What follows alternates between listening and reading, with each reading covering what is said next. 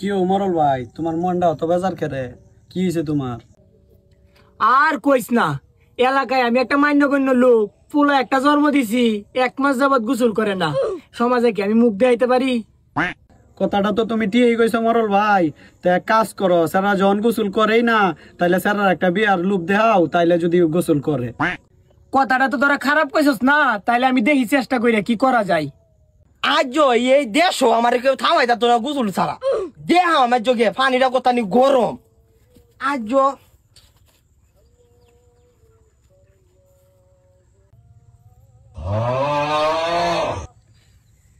পানি উহু হে ফুট ফুনায়া ফুনায়া ফুনায়া।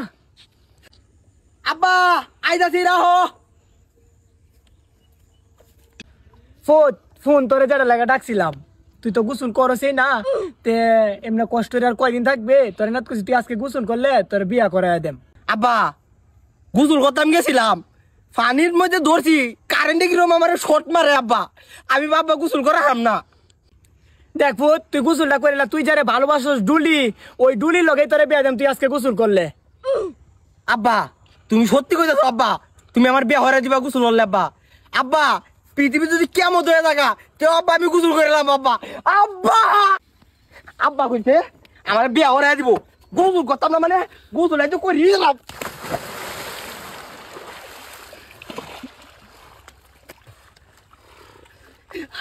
আব্বা আমি গোসল করি আছি। আব্বা